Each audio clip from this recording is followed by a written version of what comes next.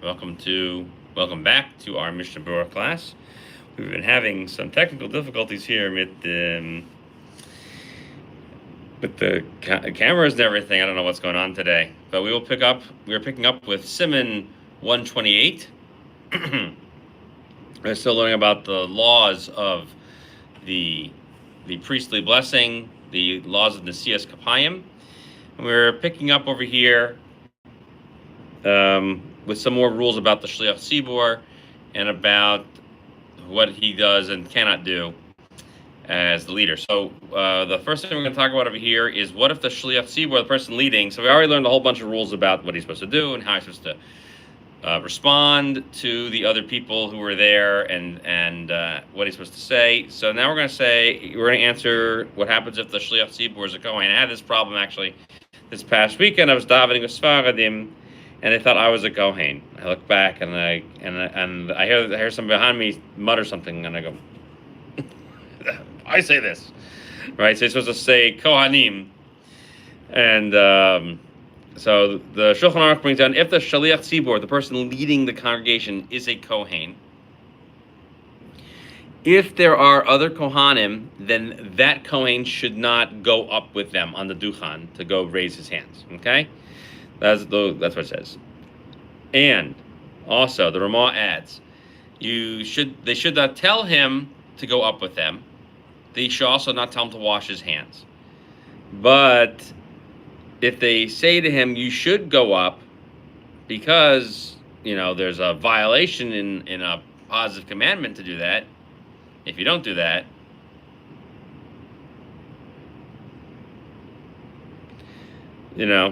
then there's some people who are there's what to say about that.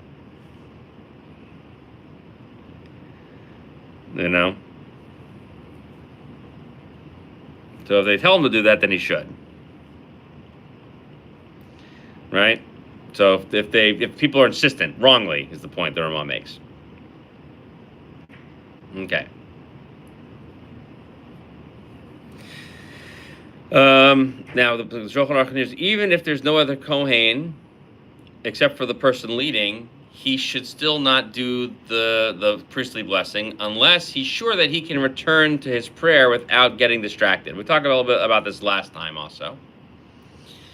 Okay, without being distracted. So if he is sure that he can do that, and there's no other Kohen except for him, then he could do it in order that people not miss out on the mitzvah of the priestly blessing of the Nesias Kapayim. And what should he do? He should pick up his feet a little bit at the starting of the recitation of Avoda, right, would say, and he should finish that blessing. It says, Hatov Shimcha Olachan Elohodos, right? And then instead of saying Kohanim, he then goes on to Duchan, okay, what the Shulchan Aruch says, and he should say the blessing of the Kohanim from there. And someone else should say the words out for him. They should call out all the words of the blessing for him. And then the Chazan himself should go ahead and recite Sim Shalom. And if the person calling out knows how to recite, has been following along with the recitation of the tefillah from beginning to end, so he himself should say Sim Shalom. And we brought down from the Mishnah Berurah on this halacha last time that that's just not how we do it. We don't do it that way. Okay? So the Shliach Tzibor himself should do that. And many people agree with that. Okay, 21. So now we've talked about that. Now we say the Kohanim do not have permission to go ahead and say the song of Birchas Kohanim of 2 or 3 different tunes, because there should be concern that they're going to distract people. Okay, and it should only say one tune from beginning to end. So what does this mean? So the Mishnah Berurah explains what is this distraction that they're gonna, or confusion they're going to introduce. So he explains through annoying people with the changing of tunes. We're playing Name That Tune in the middle of the Birchas Kohanim. The people aren't going to remember what verse they're on, okay, or what word they're on, and where they're supposed to start. Even though they're saying every single word to them, they're still going to mess it up. Nonetheless, through confusing them with changing the tunes, they're going to forget what they're reading, and that's what we don't want to have happen. And we say you shouldn't have multiple nigunim, and so too, this is a similar rule. The chazanim, right, the people leading services throughout the rest of the service, every place where they're making prayers, it's not appropriate for them to constantly change the tune in the middle of one section into lots of different tunes. So, however, there's an opinion in the Eliyah Rabbah who says that it's okay, and it's not mentioned here in the Mishnah. If you look in the Eliyah Rabbah, he says when you're using a siddur, it's not so bad. Okay, so especially since a lot of people are sitting and listening to him anyway, it's like a performance. And the Shulchan Aruch says just use one tune. Okay? And also, the other thing he mentions in the Mishnah is that not only should they all use one tune, it's that they should all use the same tune. So pick one, and everyone sticks with it. So that's an important law as well. Okay, halacha 22. That they should make an effort to have the person who calls out to the Kohanim should be someone who is neither a Kohen or a Levi. Hello. And when they are calling out, if the person calling out himself is a Kohen, when the person leading the service is a Kohen, they should have someone call out for the Kohanim be a regular Yisrael, not that they're Kohen or a Levi. And he should call out Kohanim to let them know that they're ready to start. Okay? And then the Chazan himself, who's a Kohen, should be quiet. So that's why I went back to 20 today, is because 22 is in context with that as well. The Mishnah Berurah explains that the person summoning the Kohanim and calling out the word should be a Yisrael. And that's what the Rambam says as well. And the Rambam says that it's based on a verse. The verse says that the...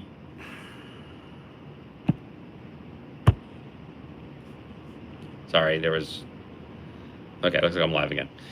The Rambam brings down that there is a verse that says that the blessing should be said to them, which is to imply that the person calling out himself is not a Kohen. And therefore, it says over here that our custom is that the person leading services should call out the words, okay, which we said already in Halacha 13. And so, therefore, that person needs to make the effort that the person who calls out the words be the one who is on the side and not the Shliach Tzibur himself. Okay? Okay. And they should call them, and he should summon them, which is that every single word of Berurah Kohanim he should call out to them. And so we say that the person who is a Kohen, if he is a Kohen, he should be quiet while the Yisrael. And this should be done until the end of Berurah Kohanim. But once Berurah Kohanim is done, the Kohen who's the Shliach Tzibur should pick up with Sim Shalom at the end, the very last blessing. And that's what he should say. Now, this is based on what the Beis Yosef himself holds. And many people say that this is just like a nice way to do it. But if there's no one else who knows how to recite the priestly blessing correctly, except for the Kohen who's leading, then the Kohen who's leading can go ahead and do it himself. Halacha 23. So, Halacha 23 is, at the moment when the Kohanim are blessing the people, a person should neither stare at nor distract themselves. Let's see. That one guest Chazan recently sang a tune that made them think of the soundtrack of Pirates of the Caribbean. It's distracting. Yeah, that is distracting. Okay, so when the Kohanim are saying the blessing themselves, and we actually you make a good point with that comment. We actually learned previously, back in the laws of Tefillah, back in Nun Gimel, Nun Daled, somewhere, that one shouldn't use idolatrous tunes that make people think of that tune when they say it. So if you are reciting a tefillah, then you shouldn't use these tunes that are used in the churches and stuff because people will think of those tunes and not think of and will be distracted from thinking of the proper prayer. Okay. The moment when the Kohanim say the blessing to the Jewish people, they should neither stare at nor distract themselves. Neither stare at them nor distract themselves. Their eyes should be tilting down, like one who is standing in the midst of prayer. And the people standing there should go ahead and focus on the blessing. And their faces should be facing towards the Kohanim. And they shouldn't look at them at all. Okay? And the Ramah adds, the Kohanim themselves should not look at their own hands. So therefore, the custom is that they would drape the tallis over their faces and their hands. Okay? I'm sorry, over their faces, and their hands would be outside of the tallis. And there are places where the custom is that their hands are inside of the tallis, so that people shouldn't look at their hands. So the Mishnah Berurah explains, okay, that person should look down, okay? So what you basically, part of the prayer is that you ask that the Holy One, blessed be He, bless the Jewish people. So that's part of the prayer that you want to hear. And you shouldn't look at the Kohanim. So Mishnah Berurah explains, it wasn't you shouldn't look at them. You should neither look at their faces, nor should you look at their hands. And the reason is that in order that you don't get distracted from the blessing itself. And if that's true, how much more so you shouldn't be looking at other places around the room. Now, nonetheless, the only prohibition here is at significant staring at the Kohanim themselves. And that type of significant staring is what you're going to stop listening to the words and focus on whatever it is you're staring at. But a casual glance is not a problem. And that was really a prohibition that extends from the times of the temple period, because they used to say the proper name of Hashem in pronouncing it through its actual letters. And the presence of Hashem was actually there in the temple right upon their hands, so you could feel the presence right then and there. Okay, and in those moments you weren't allowed to look there. Okay, which is not the case nowadays, where we have nonetheless retained the original custom, but it's not as problematic because it's not like you are staring at a holy thing. And the Kohanim also shouldn't look at their own hands, so they don't get distracted. And so let's talk about the minhag here. So the Mishnah Berurah points out that the second minhag is to drape it over the hands, and that's the more important one. So he says now that some people have their hands outside of the tallis. And he brings out actually the Darchei Moshe adds that the people standing there also cover their faces with the tallis, so they can't look at their hands. But the custom nowadays that we have is really that everything is covered. The Kohanim cover their hands, and the people standing in the rest of the shul facing the Kohanim have the tallis over their faces, and they often bring their children in and cover them up with the tallis as well. All right, let's talk about where you should stand. Okay, so the first thing we see over here is the people who are standing behind the Kohanim are not included in the blessing. But those in front of them and to their sides, even if there is an iron wall between them, that cannot prevent them from the blessing.